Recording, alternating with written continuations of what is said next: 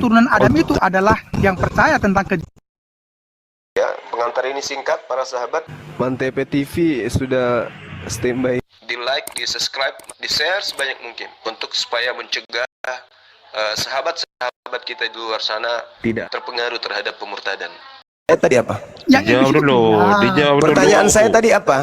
Dosa waris Adam itu Tuhan mengatakan laki perempuan keturunan Adam diberkati. Nah, Anda mengatakan keturunan Adam itu dikutuk karena mewarisi dosa kutuk. Sekarang pertanyaan saya, siapa yang membisikkan Anda tanpa dalil bahwasanya Adam mewariskan dosa? Silakan. Iblis atau Tuhan? Adam memang mewariskan dosa. Buktinya Tuhan melarang. Saya tidak minta Anda kemudian berargumentasi. Yang saya tanya, siapa yang membisikkan Anda mengatakan Adam mewariskan dosa? Kalau Tuhan jelas di dalam kitab Kejadian 1:28, Kejadian 5 nomor 2. Ini gimana? Ini benar-benar gak.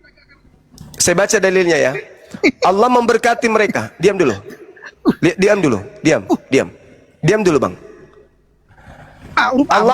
Diam dulu, Bang. Jangan bangkitkan amarah saya, Bang. Beda. Diam, Bang. Ya, diam. Nanti ku maki kau anak setan. Beda.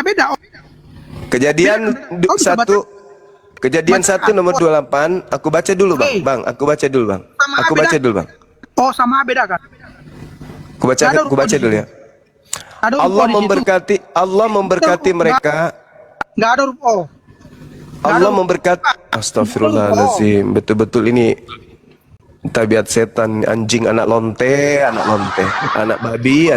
Inilah kalau sperma babi yang jadi manusia gini. Kejadian 1 nomor 28.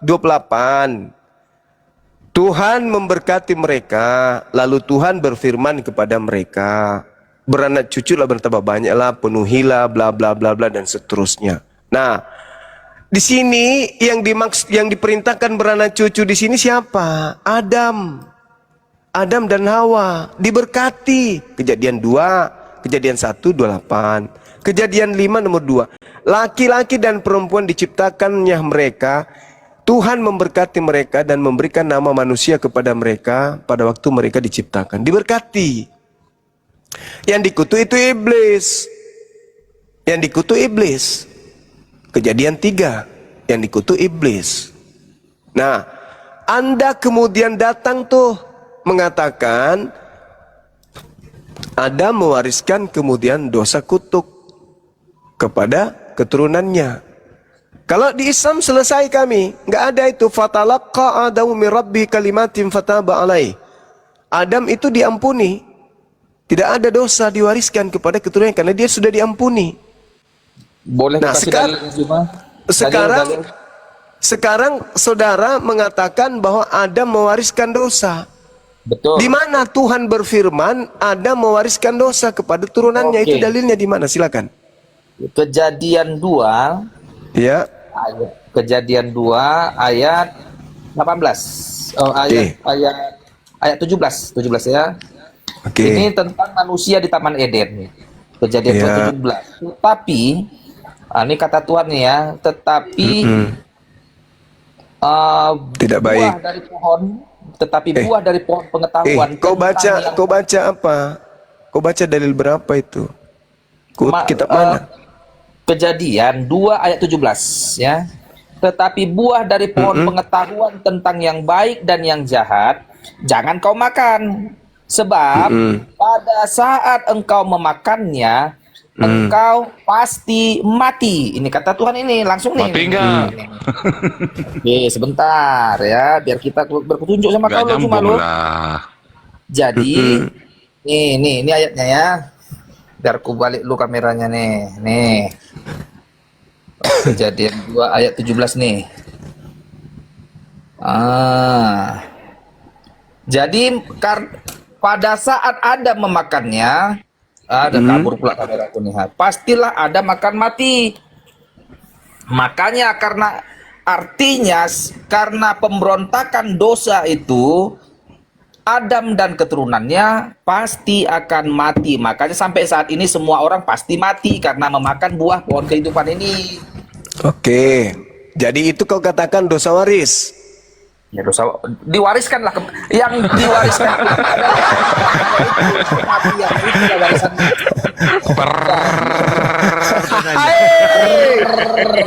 Jadi upah Masya dosa Allah. adalah mati. Yang kematian kita ini cuma adalah upah dosa.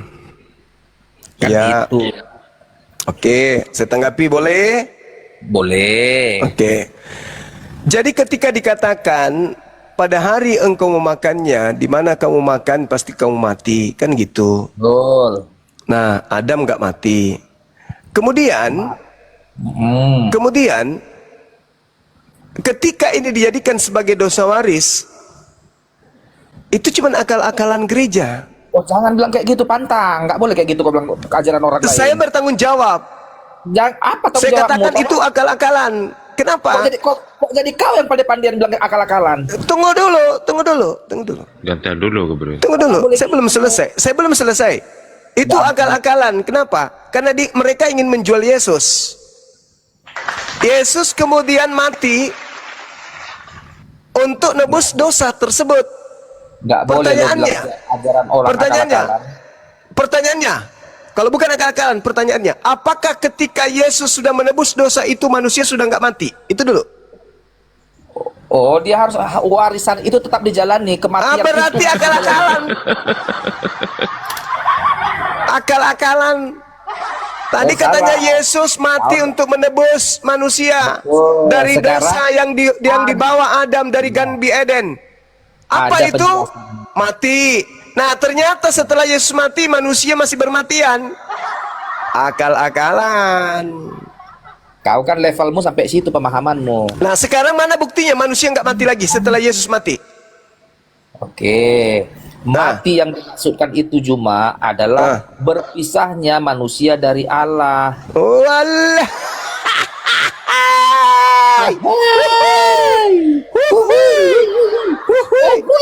Di dalam kitabnya orang Yahudi bertaburan dalil. Aku akan menyertai kalian, aku menyertai kalian, aku menyertai kalian, aku menuntun kalian. Kok berpisahnya?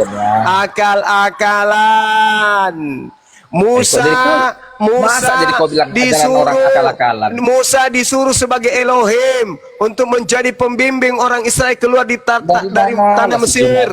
Tuhan menyertainya. Tuhan menyertai kok dipisah katanya. Itulah tanda bahwa dipisahkan. Yesus yang mendamaikan. Akal-akalan. Sekarang bebas. Jualan tak laku, produk gagal. Halilintar. Apanya? Adam itu tidak mewariskan dosa. Masalah kematian itu karena manusia berada di bumi. Alam semesta ini alam fana, alam biologis. Bukan alam kekal dunia ini. Sementara Adam dicipta untuk di Eden atau untuk di bumi? Itu dulu selesaikan. Baiklah kami menciptakan manusia untuk apa? Menjadi pemimpin di mana? Untuk menaklukkan apa di mana? Di bumi. Berarti Tuhan sudah merancang memang kematian itu. Makanya manusia hidup itu tidak selama-lamanya, dia hanya hidup 120 tahun saja. Kitab Kejadian 6. Begitu Samudeng. Kau itu gagal terus produkmu. Bukan, kau aja menyesatkan. Loh, kok jadi menyesatkan? Sekarang begini, saudara. Kalau Adam tidak makan, tunggu. Adam sebelum dicipta, dia dirancang untuk mengisi mana? Mengisi Eden atau mengisi bumi? Kutanya dulu kau.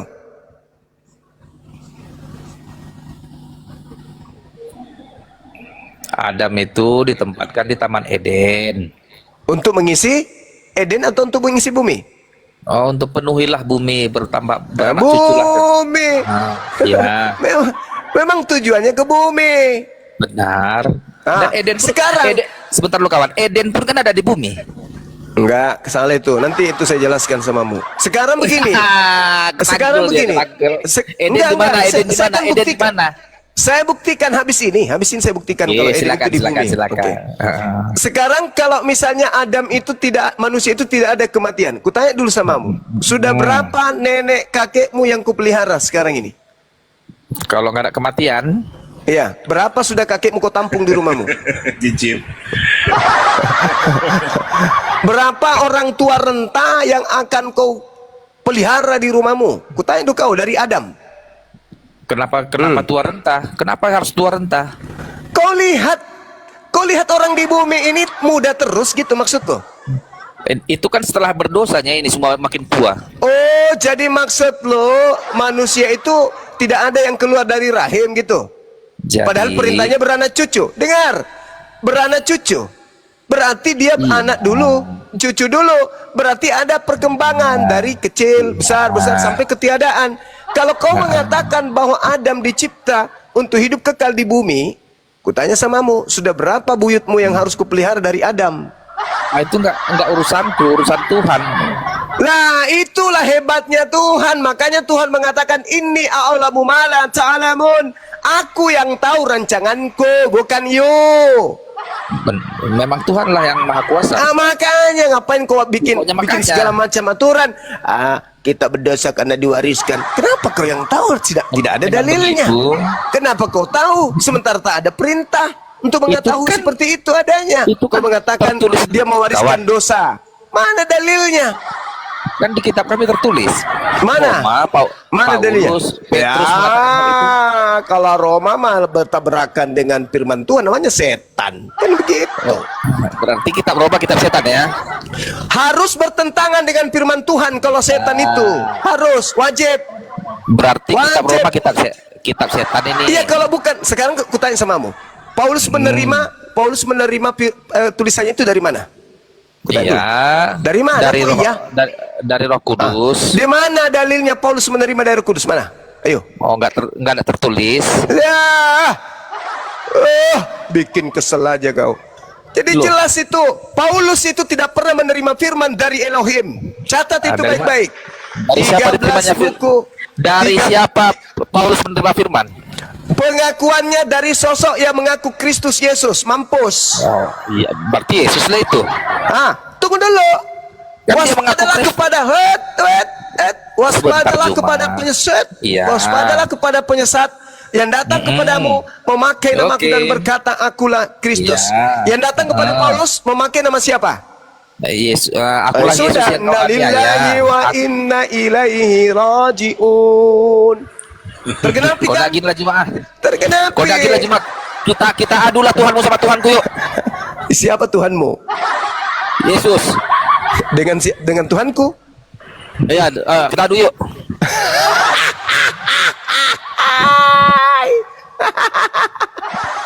Gak masuk akal. Tuhanmu kau adu dengan Yesus anak Maria, itu baru cocok. Tuhan kau Enggak, diadu sama. Allah Subhanahu wa taala kita adukan Yesus apa lebih hebat. Oke, boleh. Oke, Boleh. Kayak mana ini apanya? Ayo. Apa yang menjadi tolak ukur? Kitabnya Yahudi? Tolak ukurnya. Kitabnya Bukan. Yahudi? Ya harus ada tolak ukur dong. Harus ada tolak ukur. Karena kalau masing-masing menjagokan, pasti kau jagokan Tuhanmu yang keluar dari kubur itu. Dan saya pun bagian. Harus ada tolak ukurnya. Apa yang menjadi tolak ukur? Kitabnya Yahudi dong, kitab lebih tua dong. Kan begitu. Betul? Udahlah, kabur aja, kabur. Harus ada, harus ada Gini lah, koridor. Juma. Apalagi? Coba dulu kau buat. Kau enggak gini lah. Siapa mati kalau besok kalau Tuhanku yang benar mati kau ya. Kalau Tuhanmu yang benar Kau jadi mati aku besok ya. Kok jadi kayak begitu? Ayo. Kematian Kalau itu Tuhan- kematian Tuhanmu itu yang saudara. benar, kalau Tuhanmu yang benar adalah Allah pencipta langit dan bumi yang maha kuasa benar-benar. Kalau Tuhanmu yang benar mati aku besok. Ya udah. Kalau terserah Yesus kamu. kalau Yesus yang maha kuasa di surga dan di bumi mati kau besok ya. Sudah pasti enggak. Sudah pasti enggak. Udah pasti enggak. Bagaimana ceritanya Yesus? Setuju Aku dulu kita, tidak yuk. dapat berbuat Ayo. apa-apa dari diriku sendiri. Kita angkat gini Jum, ayo kita angkat sumpah yuk. Ini kau sudah putus asa itu bang. Enggak. Kecewa kau itu Kalau dengan betul kan keadaan Tuhanmu Tuhanmu. maha gitu. kuasa kita angkat sumpah di atas omal ini yuk. Allahu Akbar, udah putus asa dia, udah putus asa. Kalau gini Juma, Udah kalau putus Tuhan asa Tuhan dia. yang benar, mati kau besok. Kalau Tuhanmu Allah Subhanahu wa Ta'ala yang Udah benar, putus mati kau asa besok. dia. Udah putus Aduh. asa dia. Sampai segitunya dong. Udah putus asa dia, udah putus Kalau kau asa. yakin, biar habis-habisan kita. Udah putus asa dia, udah putus asa. Enggak. Udah putus asa, emosi dia. Bagaimana kau memaksakan Tidak. Bukan orang putus tua asa. dari kubur jadi Tuhan? Kalau Tuhanmu yang benar, biarlah aku mati besok. Kalau Tuhanku yang benar, biarlah kau mati Ya besok. kau mati-mati aja, yang jelas Tuhanku pasti benar. Karena Ayo kita Tuhanku angkat sumpah Tuhan. di atas komal ini. Sedangkan Tuhanmu manusia, Yesus. Yang keluar dari kubur pun bukan manusia, kata Paulus. Iya. Gimana dong? Takutnya kok. Ayo kita angkat sumpah. Bukan Ini saya Bible ini. takut. Bukan saya takut. Saya nggak Aku. takut. Saya, Kita angkat sumpah di atas ini, di atas saya Bible. Bawa tidak Al-Quran, boleh bawa Alkitab. melampaui kehendak Tuhanku. Saya bukan oten.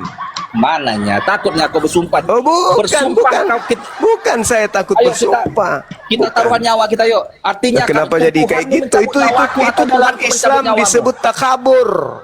Itu Mana takabur yang dalam takabur Islam rupanya? itu takabur. Kalau Tuhanku adalah Tuhan yang benar, mati kau besok. Kita akan sumpah. Aduh, kok Ya bisa kau kayak aja, gini, kau gitu? aja mati.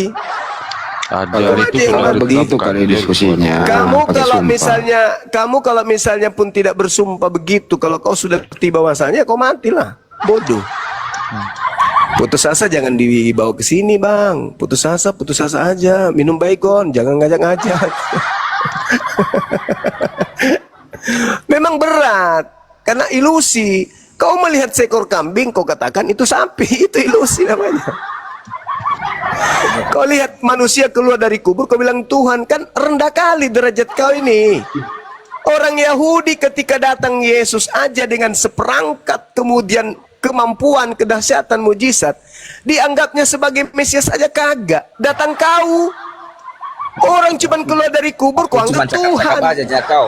Biar kita tunjukkan. Ayo. Biar aku kalau emang apa kita angkat sumpah kita di atas Quran, di atas Emosi dia. Bibelku.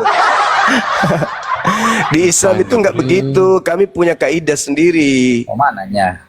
Ya, emang sembarangan di agama itu nggak bisa dimajukan, nggak bisa dimundurkan. Betul.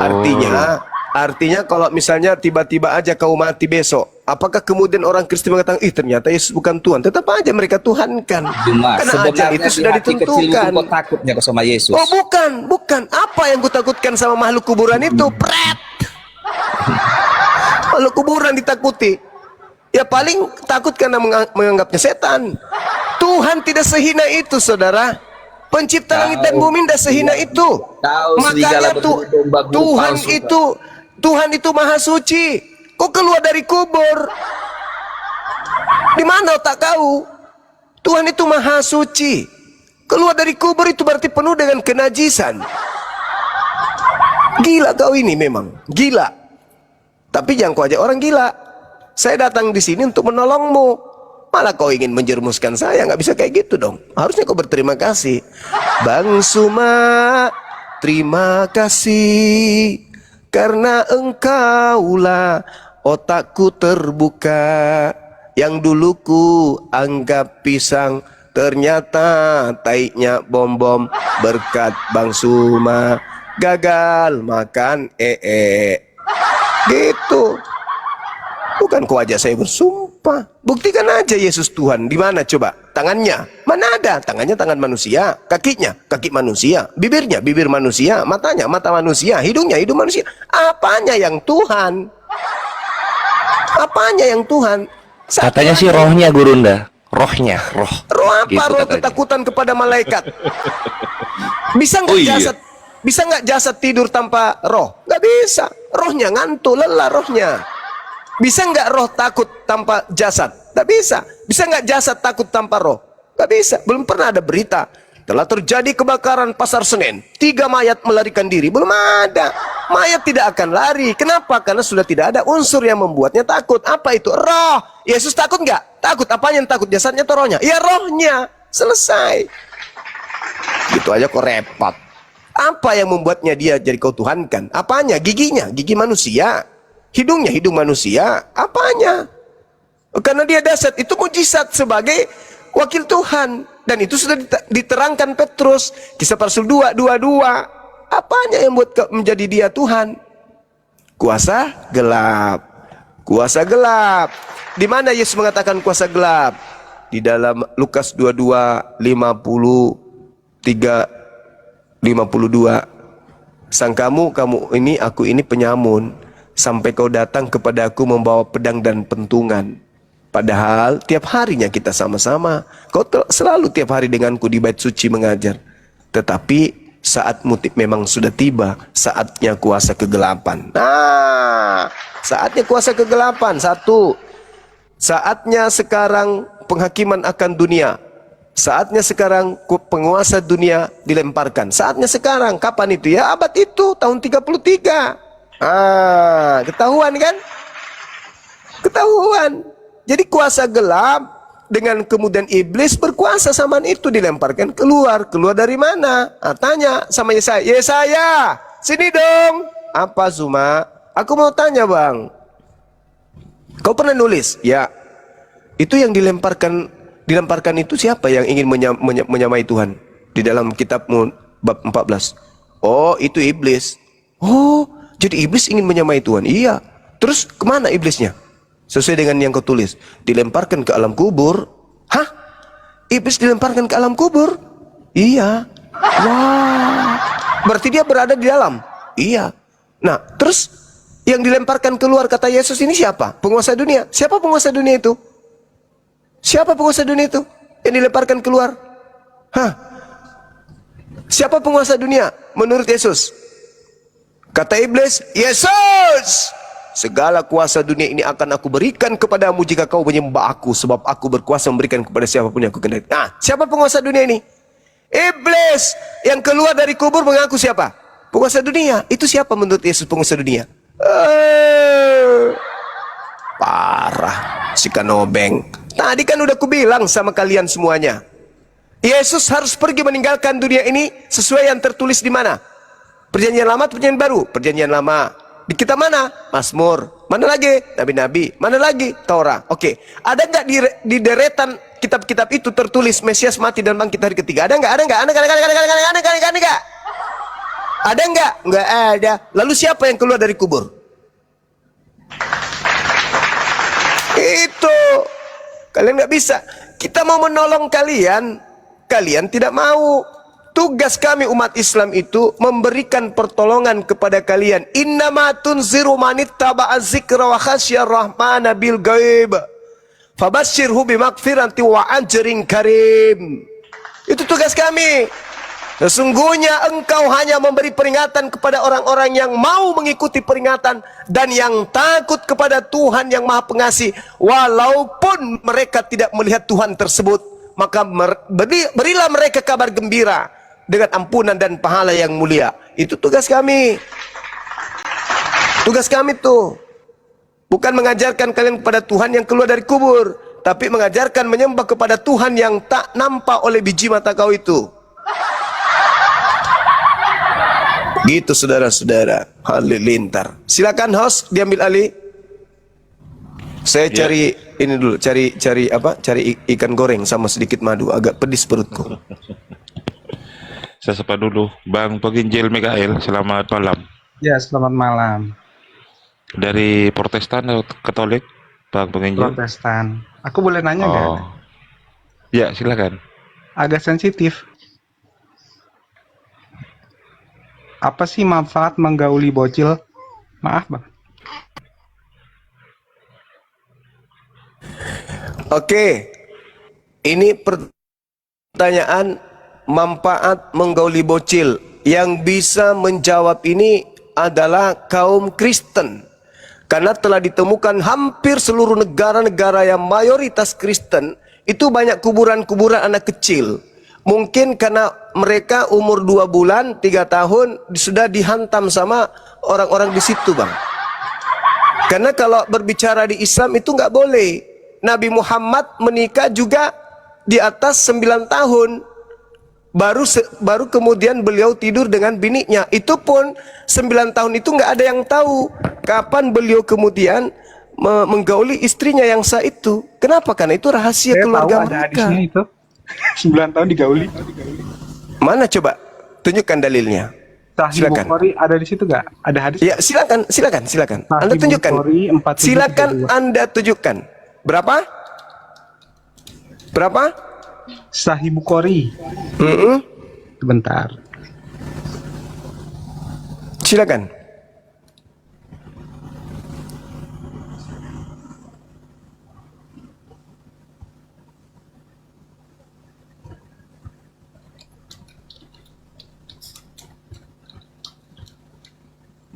Silakan.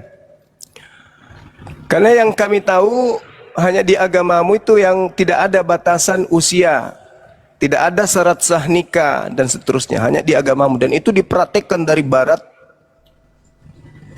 Hanya di agamamu tuh yang diajarkan untuk tak ada batasan untuk perempuan. Silakan. Di situ ada hadis gak Bang Zuma?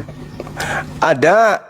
Oke. Saya punya kitab hadis. Silakan. 4738 coba baca. Sahih Bukhari 4738. Oke. Apa saya di sini?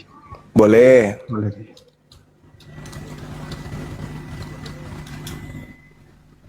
Habis itu kasih tahu ya manfaatnya apa sih gitu. Kalau ada ya. Iya. Terima kasih. Jadi pertanyaan saya juga sama nanti kan ya. Apa manfaatnya kemudian Yesus mengisap puting wanita dewasa? Ya.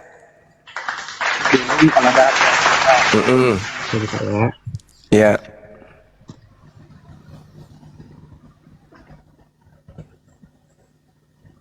Silakan. sebentar aku.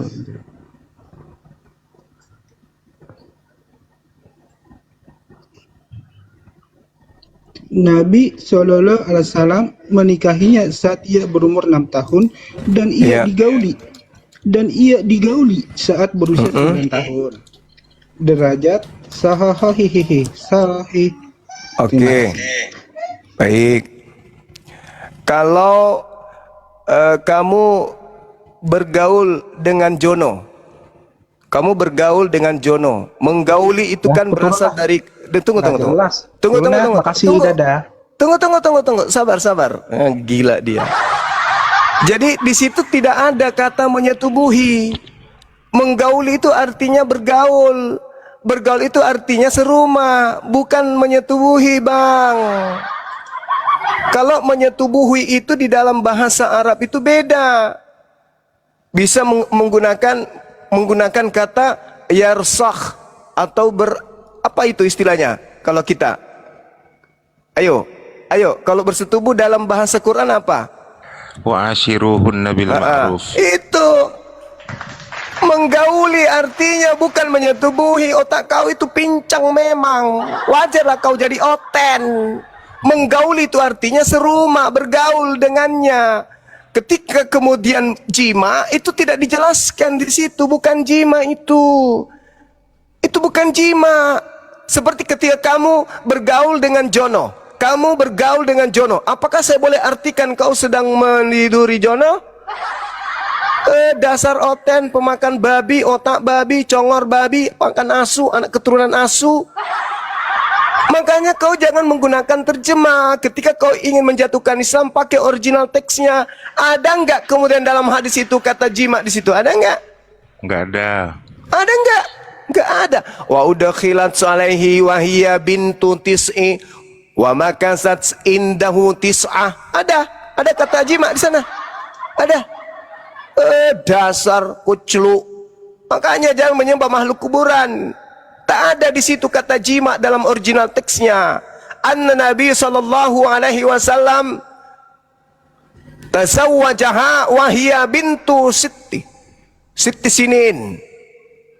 Wa udkhilat alaihi wa hiya bintu tis'i wa makasat indahu tis'ah. Mana anunya jimanya mana? Mana? Dasar. Di agamamu itu tidak ada syarat sah nikah, asal kau tahu ya. Tidak ada syarat sah nikah, asal kau tahu. Dan di agamamu, lihat aja, laki sama laki boleh nikah. Tak bisa kau rubuhkan Islam. Islam itu terlalu kuat. Islam itu terlalu kuat untuk kau jatuhkan dengan modal congor pemakan babi laknat itu. Gak ada di situ kata jima. Beliau Nabi Muhammad menikahi di usia 6 tahun. Begitu dia nikah usia 6 tahun, ada nggak Nabi Muhammad bergaul dengan Siti Aisyah layaknya suami istri? Nggak ada. Makanya dikatakan beliau nanti bergaul dengan Siti Aisyah ketika ayah ibunya menyerahkan, kami menemani istrimu wahai Nabiku Muhammad dari sejak usia 6 tahun, sejak kau nikahi sampai kemudian dia 9 tahun, kami yang menyaksikan, kami yang melihat, kami yang merasakan. Rupa-rupanya beliau sudah siap serumah denganmu, dia sudah siap bergaul denganmu. Bukan bergaul dalam arti kata seperti di tempat lo, babi. 9 tahun dikatakan di situ, dan ia digauli. Artinya apa? Itu bahasa Indonesia terjemahan. Maksudnya Nabi Muhammad menggauli Siti Aisyah, bergaul dengan Siti Aisyah. Bukan dalam arti kata melakukan jima di situ. Alamak. Subhanallah. Dan itu rumah tangga Nabi. Ngapain kau yang sibuk? Sekarang kalau saya balik nanya, Paulus punya nonot. Nanya dia melampiaskan nonotnya itu ketika bendera merah putihnya berdiri. Ketika tiang benderanya itu berdiri, berkibar. Ayo. Sembahanmu juga punya nonot. Dia nggak punya bini katanya. Dia makan. Berarti saripatinya ada tersalur ke situ. Urat-uratnya juga ada membesar ke sono. Buktinya dia disunah hari ke-8. Nggak mungkin dia bertumbuh menjadi orang dewasa, berewokan, gondrong, yang itu mengecil aja. Nggak mungkin. Sekarang bagaimana cara melampiaskannya? Ayo. Kalau Nabi Muhammad menikah, oke, selesai. Dan ketika dia bersetubuh dengan wanita itu istrinya loh. Itu istrinya, apa yang salah? Sekarang dua orang ini yang kau tuhankan dan yang kau rasulkan itu caranya gimana dia melampiaskan syahwatnya? Ayo. Dasar anak babi, anak setan. Manusia berasal dari sperma babi, ya kayak gitu. Bertanya mau dijelaskan kabur. Kabur, nggak ada yang nge-kick. Macam hebat kali. Takut ditanya balik tadi pertanyaannya. Ada Tuhan. Iyalah, iya kan? Dengarkan, laki-laki itu kan pasti kecenderungannya mencari lubang. Kalau dia tidak menikah, lubang apa yang paling dekat dengan rudalnya? Curiga saya. Bukan saya tidak menuduh, tapi curiga saya. Ayo. Lubang yang paling dekat dari rudalnya lubang mana? Ayo. Jangan sampai. Karena itu banyak diperhatikan, saya lihat di mana di video-video itu di tempatmu itu ada yang dengan kambing, dengan asu nikah kawin, berkumis dengan berkumis kawin. Takutku saya. Ayo. Apa kau ingin mengatakan bahwa rudalnya itu dijepit di pintu? Atau dia jepit di tempat lain? Nggak mungkin kan? Satu-satunya kandidat lubang yaitu yang kurang 5 cm dari tempatnya. Masolang generasi. Siapa datang besok menghina kau ya, menghina kau, habis itu kau lari. Kau bilang menggauli itu sama seperti yang kau lakukan. Menggauli itu mana bahasa jimaknya di situ? Nggak ada. Sama ketika kamu bergaul bersama Martin. Nah, kau bergaul, kata gaul, menggauli berasal dari kata gaul. Menggauli itu berasal dari kata gaul. Saya bergaul, bukan berarti saya melakukan jima. Kau bergaul dengan Jono. Ayo. Apa itu maksudnya? Jadi yang tadinya sudah dinikahi, Nabi Muhammad tidak bergaul sama dia karena belum saatnya. Begitu dia orang tuanya sudah serahkan, Nabi Muhammad, istrimu sudah layak untuk menjadi pendampingmu, sudah layak menjadi istri, sudah bisa menjalankan tugasnya sebagai seorang istri. Nih aku bawa. Nabi Muhammad terima. Kenapa? Karena untuk mengetahui ini Siti Aisyah sudah layak ya orang tuanya, karena orang tuanya yang sama. Sejak mereka menikah, Nabi Muhammad tidak bersama dengan Siti Aisyah istrinya, tapi bersama dengan orang tuanya. Orang tuanya datang, Nabi, ini Siti Aisyah sudah siap untuk bergaul dengan kamu. Artinya sudah siap bergaul sebagai wanita layaknya istri, sudah siap bergaul dengan suaminya, sudah siap kemudian dia membina rumah tangganya. Itu maksudnya, koplak anak setan. Kau baca itu terjemahan kitabmu tahun 1928 tuh, biar kau sadar. Jimat dibilang usia 9 tahun udah dijimat. Ya, urusannya Rasulullah istrinya kok daripada kalian. Kapan orang tua kamu sah nikahnya? Kapan? Kutanya dulu kalian ini Kristen. Apa yang menjadi tolak ukur bapak ayah kalian itu nikahnya sah? Apa tolak ukurnya? Terangkan ke saya. Kalian lahir dari sebuah rumah tangga. Apa yang menjadi tolak ukur bahwa kalian itu sah? Apa? Apa yang menjadi putusannya? Di mana dalilnya? Bahwa seorang Kristen dikatakan halal ketika syaratnya bla bla bla bla bla. Coba, halal aja kalian nggak tahu. Apa? Ayo, pemberkatan gereja, apa dalilnya? Siapa yang beri otoritas kemudian dia mampu mengatakan ini sah, ini halal, ini haram? Siapa? Ada? Ayo, tunjukkan. Mana dalilnya?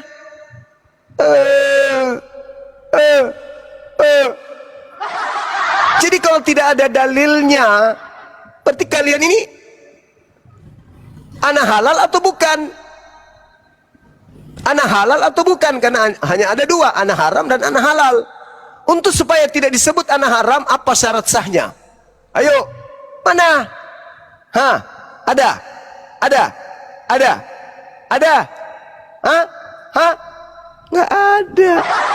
Syarat sahnya menurut Tuhan mana? Tunjukkan. Hah? Menurut Tuhan berarti perjanjian lama. Ayo. Ada nggak? Perjanjian lama mengatur pernikahan non Yahudi. Ada nggak? Nggak ada. Mampus kau kan? Mampus. Syarat sah nikah nggak ada, rukun-rukun nikah nggak ada. Lalu kalian ini layaknya disebut sebagai anak apa? Popok. Maaf Bang Joma, enggak ada kata nikah di sebelah. Nah itu dia makanya, nggak ada kata nikah, berarti nggak ada kata halal juga. Nah kalau tidak ada kata halal, lalu apa tuh mayarena? Kawin. Kawin. Sapi juga kawin. Monyet juga kawin. Menghina nggak ada ilmu. Udah ya, aku pergi ya. Dasar kampret, anak setan, anak yang berasal dari sperma babi lahir ya kayak gitulah tabiatmu. Orang tua lu makan babi, saripatinya jadi sperma kan? Nah, jadi kau berasal dari sperma apa ini? Saripati apa? Kalau kami umat Islam, buah-buahan, ikan, ayam, itu saripati dari sana. Termasuk sapi, kambing, domba. Dari sana ada kami, saripati itu. Nah sekarang kamu babi, anjing, apalagi? Kura-kura, bukan? Tadi yang tadi siang kita dibilang biawak, padale. Nah, itulah yang dimakan bapakmu sama mamakmu. Jadi saripati. Lalu lahirlah kau. Betul kan? Jadi kau ini berasal dari saripati apa? Sok cantik.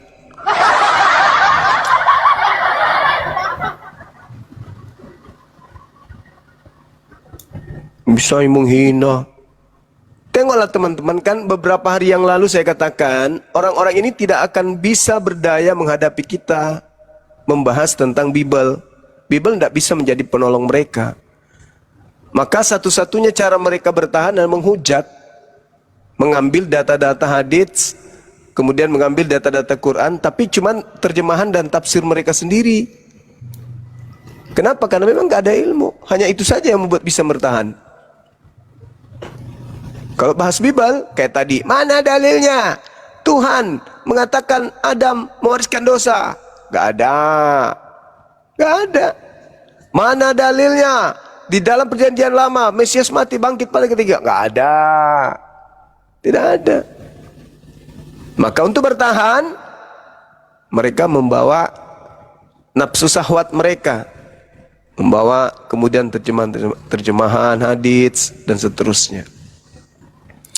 Begitu teman-teman sekalian. Nah, itulah akibat kalau musuh mereka adalah kitab mereka sendiri. Lanjut teman-teman, silakan. Ya, kirain sopan tadi Gurunda di awal. Namanya iblis, keturunan iblis, anak-anak setan. Kan Yesus mengatakan mereka anak-anak setan. Kirain mau diskusi sopan tadi. Assalamualaikum warahmatullahi wabarakatuh. Bunda, Ustaz Ari. Waalaikumsalam warahmatullahi wabarakatuh. Wassalamualaikum warahmatullahi. Akun yang barusan Bunda Rahmana itu kena pelanggaran tadi. Iya Ustaz, benar. Ya, ketika naik barusan terdeteksi lagi mau rungkat komalku. Hapus Bunda Rahma katanya. Makanya saya langsung turunkan. Padahal aku cuma buka isi Bible loh. Ini Iyalah. kenapa nih Bible-nya ini bahaya kali ya Ustaz? Iya, kalau baca yang porno-porno langsung gitu emang Bunda. Apalagi ditampilkan. Ya silakan teman-teman Kristen yang mau naik. Masih ada banyak slot kosong. Ada 3.000 penonton di sini ya. Pasti banyak Kristennya di bawah. Silakan naik. Padahal itu di yang apokrip itu Gurunda, yang apa ya, Filipus yang nggak dipakai kan, yang disembunyikan tuh. Yesus tuh sering berciuman di mulut dengan Maria Magdalena loh. Tapi kenapa itu nggak dipakai Gurunda? Mereka tolak itu loh. Standarnya apa? Ya karena tidak sesuai dengan orang-orang Roma punya keyakinan nenek moyang mereka. Tuh, naik lagi Om Kris. Gurunda. Om Kris, selamat malam Om Kris. Iya, selamat malam. Malam. Cuma malamnya Baik-baik selamat saja ya, Pak. kabar saya. Silakan Pak John. Iya, saya baru naikkan apa tema yang dibicarakan. Adakah nubuat sesuai dengan pernyataan Yesus di dalam perjanjian lama ketika Yesus berkata dalam Matius 26 nomor 24, Lukas 24 nomor 44 dan Lukas 22 nomor 22, Yesus mengatakan harus digenapi semua yang tertulis tentang aku di dalam kitab Taurat, kitab Nabi-Nabi dan kitab Mazmur.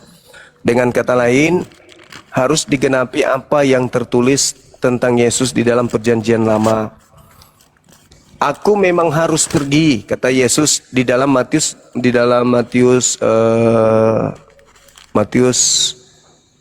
26 nomor 24. Aku memang harus pergi sesuai dengan apa yang tertulis tentang aku di dalam kitab Torah. Begitu juga dalam Lukas 24. Pertanyaan saya,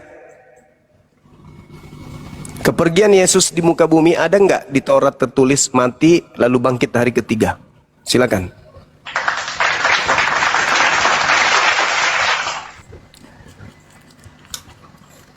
Dia yang bersama anak manusia memang akan pergi sesuai dengan yang ada tertulis tentang dia, akan tetapi celakalah orang olehnya anak manusia itu diserahkan. Adalah lebih baik bagi orang itu sekiranya itu dilahirkan. Bentar ya. Matius 24 Matius 26 24. Keluaran 24 ayat 8. Bentar ya, saya lihat deh.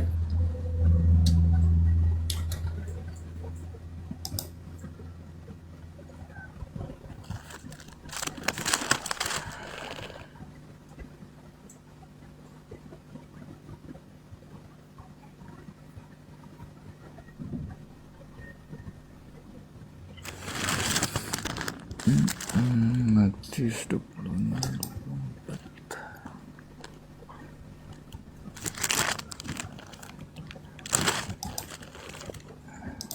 Maaf ya, ayatnya saya tidak temukan dinubuatkan di perjanjian lama, nggak ada di catatan kaki ini, nggak ada. Bohong Yesus ya. Berarti yang keluar dari kubur itu siapa hari ketiga? Iya, bukan keluar dari kubur, ya, dia kan dibangkitkan. Iya, aku memang harus pergi sesuai dengan ada yang tertulis tentang aku. Nah, yang tertulis adalah aku mau pergi nih. Pertama, aku dibunuh, lalu aku dikubur, lalu keluar dari kubur, lalu terangkat ke langit. Itu tertulis di mana? Kalau yang keluar dari kubur ini Yesus, tertulis di mana itu cara perginya? Bang Suma, kalau bahas detailnya, ya perginya seperti apa, kalau tidak tertulis ya. Ini kan ringkas cerita dari kisah yang panjang. Umur Yesus 30 tahun, 33 tahun. Tapi kan ini ringkas cerita. Kalau kita mau bahas detailnya perginya kemana, kita akan ke Yohanes bagian akhir. Ada hal-hal yang tidak tertulis. Kan? Yesusnya tidak mengatakan ke situ. Yesusnya mengatakan ke perjanjian lama. Kenapa ke Yohanes? Nggak, maksudnya kalau aku harus tidak pergi. Tercatat, ini kan harus dia akan pergi sesuai yang tertulis ya, di mana? Anak manusia memang akan pergi sesuai dengan yang ada tertulis tentang dia, akan tetapi celakalah orang yang olehnya anak manusia itu diserahkan. Ada lebih tertulis baik bagi orang itu. Sekarang kitab-kitab perjanjian baru sudah tertulis nggak pada zaman itu? Belum kan? Kalau berbicara nubuat, yang ada tertulis berarti perjanjian lama kan? Iya. Nah, kalau sekarang Yesus mana ada tertulis? Mana tragedi nubuah? Yang tragedinya nubuatan itu seperti yang Anda imani, Tuhan turun ke bumi, mati dibunuh manusia, bangkit hari ketiga, lalu ke langit. Mana tertulis di mana itu?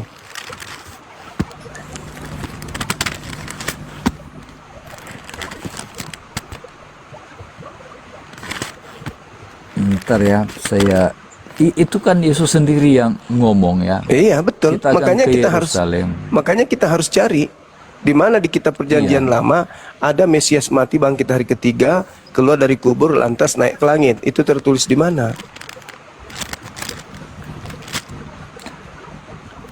Itu kalau itu nggak tertulis tentang Yesus. Berarti bukan Yesus yang masuk ke kubur itu.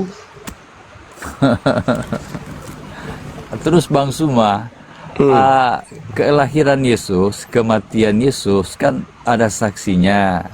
Enggak harus tertulis. Pertama saksi kepergian Yesus meninggalkan dunia ini harus tertulis.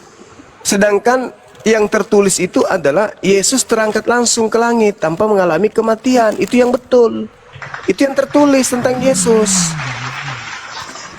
Terus kalau yang meriwayatkan Yesus itu menderita, ya penderitaan pertama, kedua, ketiga, ya dia ya diadili, ya dia diperlakukan tidak adil, ya tidak salah, divonis hukum mati.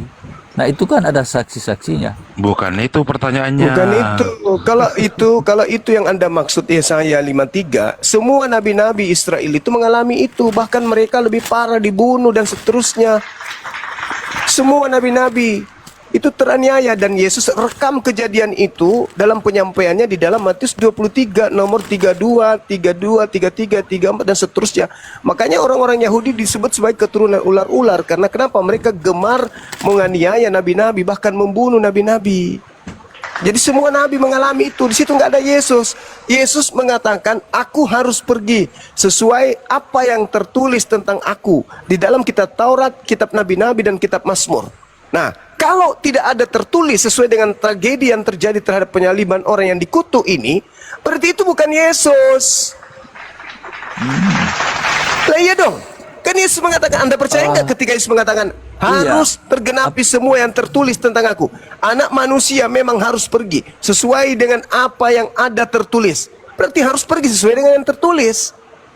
Rancangan Apa Tuhan dasarnya berarti. Anda katakan itu bukan Yesus itu yang mati itu? Apa datanya di mana kalau bukan Yesus itu? Lah, Yesus harus meninggalkan dunia ini sesuai dengan apa yang tertulis tentang dia. Nah, sekarang Iya. polanya untuk mengatakan itu Yesus berarti kepergian, mati, masuk ke kubur, hari ketiga bangkit lalu terangkat ke langit. Harus ada tertulis itu di dalam perjanjian lama. Ada nggak? Kalau nggak ada, Kalau jujur itu aja. tidak Bang. tertulis Kalau nggak di ada berarti bukan perjanjian Yesus lama. itu. Harus tergenapi, Bang Kris. Harus tergenapi Ya. dong. Iya. Ada nggak? Kalau Ada nggak, Bang? kalau nggak ada ayatnya, ya. Ini kan Taurat itu, kitab-kitab Taurat itu kan ada di sinagog.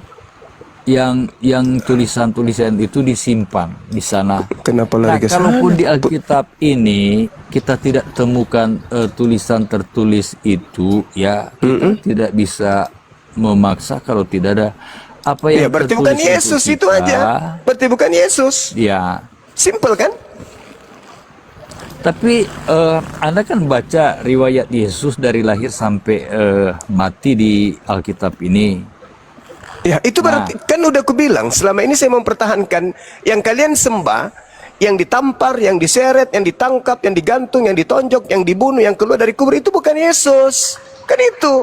Nah sekarang kita berada pada sentralisasi kebenaran apa yang saya sampaikan selama bertahun-tahun ini.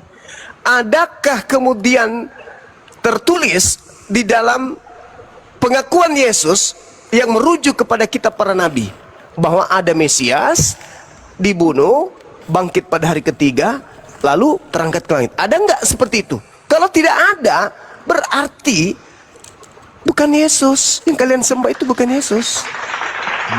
Nah, sebaliknya, Ya, nggak apa-apa sebaliknya, ketika Yesus mengatakan ada nubuat tentang aku di dalam kitab Mazmur, aku harus pergi. Nah, ternyata bertaburan dalil di dalam kitab Mazmur, dalam kitab nabi-nabinya orang Yahudi, bahkan di Taurat yang cukup relevan dengan pengakuan Yesus sendiri dengan keadaan yang ada. Contoh, di dalam Lukas atau Matius 4, Yesus datang, dicobai oleh iblis. Iblis berkata, Yesus, jika engkau adalah anak Tuhan, jatuhkan dirimu sebab ada tertulis tentang engkau bahwa malaikat akan datang menatang engkau di kakinya, di tangannya agar kakimu tidak terantuk kepada batu. Nah, fakta di lapangan, ketika Yesus berdoa, Bapa, biarlah cawan ini berlalu, tapi bukan kehendakku, tapi atas kehendakmu. Maka seorang malaikat datang untuk memberi kekuatan kepada Yesus. Tergenapi bukan? Artinya malaikat ini datang untuk menatang Yesus agar terangkat ke langit. Itu baru betul, itu tertulis. Apa Tapi kalau tertulis dia mati dulu, percakapan Yesus dengan malaikat? tapi kalau dikatakan mati dulu, keluar dari hari ketiga, nggak ada itu tertulis. Kan malaikat datang untuk menguatkan Yesus. Iya, supaya Karena Yesusnya dia- itu siap-siap untuk diangkat ke langit. Bukan, malaikat kenapa itu bukan? menguatkan Kenapa bukan? Yesus karena Yesus kenapa? akan menghadapi penganiayaan. yang Oh, diberikan. tidak ada nubuatannya itu, nggak ada. Sekarang kan saya sudah bertanya dan Anda sendiri mengatakan nggak ada, malah lari ke sinagoge. Artinya Anda tidak bisa menemukan itu, tapi saya mampu menemukan Yesus itu terangkat langsung ke langit. Begitu juga khotbah Petrus di dalam Kisah Para Rasul 2 nomor 29 sampai nomor 33.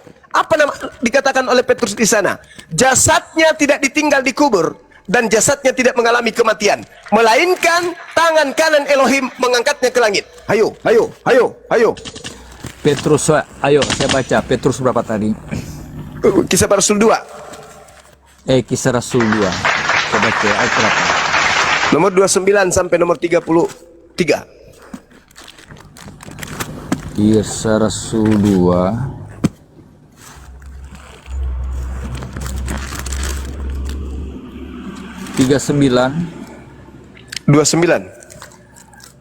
39 Saudara-saudara, aku boleh berkata-kata dengan terus terang kepadamu tentang Daud. Itu kan? Daud. Yes, Daud. Bab- Mazmur. Kan Yesus mengatakan harus tergenapi yang di Mazmur. Daud berarti. Lanjut. Ya, Bapa bangsa kita. Ia telah mati dan dikubur. Ini tentang Yesus kan? Iya. Masih Daud itu, masih Daud. Iya. Dan kuburannya masih ada pada kita sampai hari ini. Daud. Ya. Tetapi ia adalah seorang nabi. Ini apa maksudnya hubungan dengan Yesus itu? Daud, Mazmur itu Daud. Daudnya menubuatkan tentang Yesus. Iya. Tetapi ia ini kan bukan Yesus, tetapi ia adalah Daud. seorang nabi. Daud. Ya, dan ia tahu Daud juga bahwa Allah telah berjanji kepadanya dengan mengangkat sumpah bahwa ia huruf besar ya, akan mendudukkan seorang dari turunan Daud sendiri atas tahtanya. Ya, Yesuslah yang dimaksud itu. Karena itu ia telah melihat ke depan dan telah berbicara tentang kebangkitan Mesias. Ini kan Daud melihat ke depan tentang kebangkitan Mesias. Iya, bangkit itu bukan dari kubur. Oh, ketika ia mengatakan ya Daud bahwa dia tidak ditinggalkan di dalam dunia orang mati dan bahwa dagingnya tidak mengalami kebinasaan. Yesus inilah yang dibangkitkan Allah. Saya pikir sejenak ini penting. Silakan. Jadi tidak mengalami kebinasaan artinya Yesus tidak mati ya. Iya. Judulnya Khotbah Petrus. Oke. Yesus inilah yang dibangkitkan Allah dan tidak mengalami kematian. Yesus inilah yang dibangkitkan Allah. Kalau dibilang bangkit di sini apa tidak mati dulu? Enggak, bangkit itu bangkit dari keterpurukan. Kenapa? Karena Israel pada saat itu lagi terpuruk, maka dibangkitkan bagi mereka seorang Mesias, bukan keluar dari kematian. Bangkit itu maksudnya didatangkan. Berapa kali kemudian dibangkitkan bagi mereka Mesias? Bukan berarti bangkit dari kubur, itu salah. Lanjut. Oke, saya lanjut ya. Iya. Dan tentang hal itu kami semua adalah saksi. Dan sudah ia ditinggikan oleh tangan kanan Allah dan menerima Roh Kudus yang dijanjikan itu, maka dicurahkannya apa yang kamu lihat dan dengar di sini. Sebab bukan Daud yang naik ke surga, melainkan Daud sendiri berkata, Tuhan telah berfirman kepada Tuanku, duduklah di sebelah kananku sampai kubuat musuh-musuhmu menjadi tumpuan kakimu. Jadi seluruh kaum Israel harus tahu dengan pasti bahwa Allah telah membuat Yesus yang kamu salibkan itu. Kok ini khotbahnya Yesus disalibkan? Ya, Yesus yang lain. Karena Yesus sudah terangkat, maka seluruh Israel harus tahu bahwa Yesus yang kau salibkan itu telah dijadikan menjadi Kristus. Apa buktinya bahwa itu Yesus lain? Baca Lukas 2 nomor 11. Pada hari ini telah lahir bagimu Kristus. Nah, itu Yesus. Tapi yang disalib ini baru dijadikan Kristus. Beda. Dua Kristus yang berbeda. Silakan. Jadi seluruh kaum Israel harus tahu dengan pasti bahwa Allah telah membuat Yesus yang kamu salibkan itu menjadi Tuhan dan Kristus. Jadi bukan cuma Paulus yang bilang Yesus Tuhan, tapi Petrus juga. Ya. Ketika Yesus yang disalibkan, mendengar hal itu, bukan Yesus yang lahir. Kamu salibkan itu menjadi Tuhan. Nah, ini kan baru berbicara tentang Yesus yang disalibkan oleh orang dijadikan Israel. Kristus. Jadi dia jadi Kristus di situ pada saat dia disalibkan. Betul? Sedangkan anak Maria itu Kristus sejak lahir. Kristus itu sejak lahir, pada hari ini telah lahir bagimu juru selamat. Kristus, Tuhan di kota Daud, lahir, masih bayi. Sedangkan ini yang disalib telah dijadikan menjadi Kristus bagi siapa? Bagi angkatan jahat. Beda, dua Kristus yang berbeda. Sedangkan tadi, makanya dia mengatakan, maka seluruh Israel, itu kan ada penekanan. Kenapa? Karena Yesus yang sudah dinubuatkan oleh Daud ini, jasadnya tidak mengalami kematian, tetapi diangkat langsung ke langit. Jadi yang terlanjur kalian bunuh ini, dijadikan Kristus untuk kalian.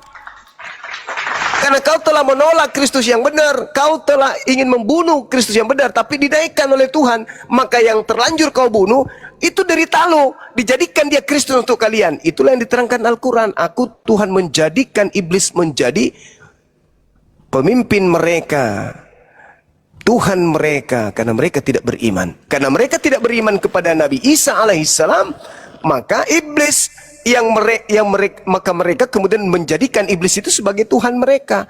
Nah, karena yang disalib ini bukan Yesus, tetapi iblis. Di mana dikatakan iblis yang disalib? Coba Anda lihat Yohanes 6 nomor 70.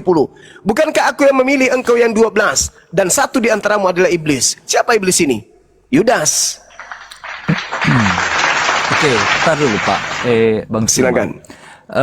Ini kan judulnya khotbah Petrus. Saya kembali ke ayat 23 ya. Petrus ya bicara. Dia yang diserahkan Allah menurut maksud dan rencananya telah kamu salibkan dan kamu bunuh oleh tangan bangsa-bangsa durhaka.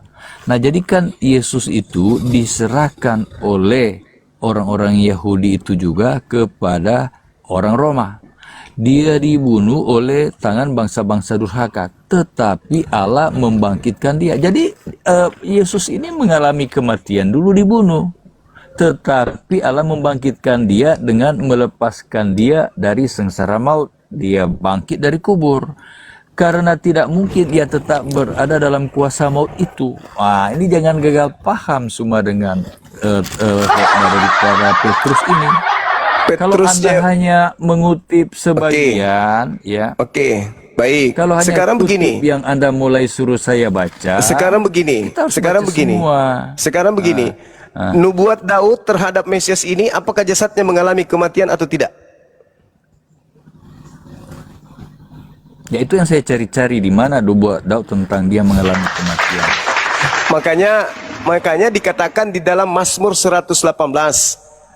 Yesus itu batu yang dibuang oleh tukang-tukang bangunan. Satu. Mazmur 118 yang sama, Yesus ini adalah orang yang diberkati dalam nama Tuhan. Dua. Yang ketiga, Mazmur 18 yang sama, Yesus ini adalah orang benar, tangan kanan Tuhan yang melakukan keperkasaannya terhadap dirinya. Kemudian di data nomor 17 yang dikatakan, aku tidak akan mati. Aku tidak akan mati. Iya. Siapa itu? Benar. Batu penjuru yang dimaksud di situ siapa? Yesus. Nah, yang mengatakan aku tidak akan mati itu siapa? Daud. Kok Daud pula? Yesus. Karena yang dinubuatkan ini yang berkata, aku tidak akan mati tetapi hidup, dan aku akan menceritakan kepada perbuatan-perbuatan Tuhan. Tangan kanan Tuhan yang berkuasa meninggikan aku. Tangan kanan Tuhan melakukan keperkasaannya. Itu yang dimaksud di khotbah Petrus tadi. Bang itu Suma, Yesus ini, Mesias ini diangkat oleh tangan kanan Tuhan.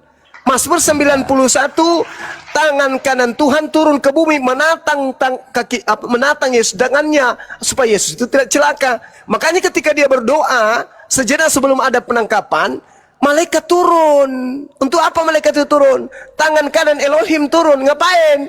Menyelamatkan Yesus. Maka yang masuk ke kubur bangkit hari ketiga itu bukan Yesus. Makanya di awal saya bertanya, adakah nubuat Yesus ketika Yesus mengatakan harus digenapi apa yang tertulis tentang aku di dalam kitab Mazmur? Ada nggak tertulis mati hari ketiga keluar lantas ke langit? Ada nggak? Nggak ada. Yang ada di dalam Mazmur, dalam kitab Taurat dan seterusnya, anak Tuhan itu seketika diangkat ke langit, diselamatkan dari orang-orang fasik. Itu real. Nah, sementara ketika saya minta kepada Anda data sesuai dengan keyakinan Anda mengatakan nanti mungkin ada di sinagoge. Ya, Bang Suma, dengar ya, dengar. Iya, Anda memahami demikian, itu untuk Anda. Ya, Yesus kalau mengatakan saya itu. Memahami. Iya, walaupun Yesus mengatakan itu. Ya, berarti Anda kan membantai Yesus. Untuk memahami ini, Kita tidak bantah Yesus. Loh, Tapi Yesus kan mengatakan apa? ternyata kan Harus dari- tergenapi yang mana? Harus tergenapi yang mana? Dia harus meninggalkan dunia Ya, sesuai kalau dengan yang itu- tertulis. Iya kan? Apa yang tertulis? Kalau Tangan manuskrip kanan yang Elohim. tertulis itu tidak ditemukan, tidak disalin kan? Ya, ya. Kalau nggak ada di sini, nggak tertulis, saya kembali ke Ulangan 29 ayat 29. Lah, apa hubungannya? Tak ada hubungannya di sana. Sama sekali nggak ada hubungannya. Ada. Tidak ada Apa hubungannya. yang tertulis bagi kita, yang tidak tertulis bagi Allah. Jadi Lah, kalaupun ada kenapa- hal-hal yang tidak tertulis, kenapa jadinya ke kita? Ya, di akhir ada tidak semua hal yang dilakukan Yesus itu tertulis. Nah, jadi mengenai khotbah Petrus ini, Saudara, Bang Suma, jangan ketawa Yesus dulu. mengatakan ada tertulis, harus tertulis, ada tertulis, ada berarti bukan di Ulangan 29 tidak tertulis itu, ada tertulis. Jangan Anda rubah. Ada, iya. Yang ada mana tertulis di Torah? Iya. Mana? Kalaupun ini Alkitab, ya, kalau Anda mencari data tentang ada tertulis itu Anda tidak temukan. Loh, kok saya yang ya, nggak temukan? berarti Memang kadang Anda nggak ada. cari. Sekarang begini, saudara. Kalau- Anda tunggu. Anda sebagai seorang Kristen memahami kematian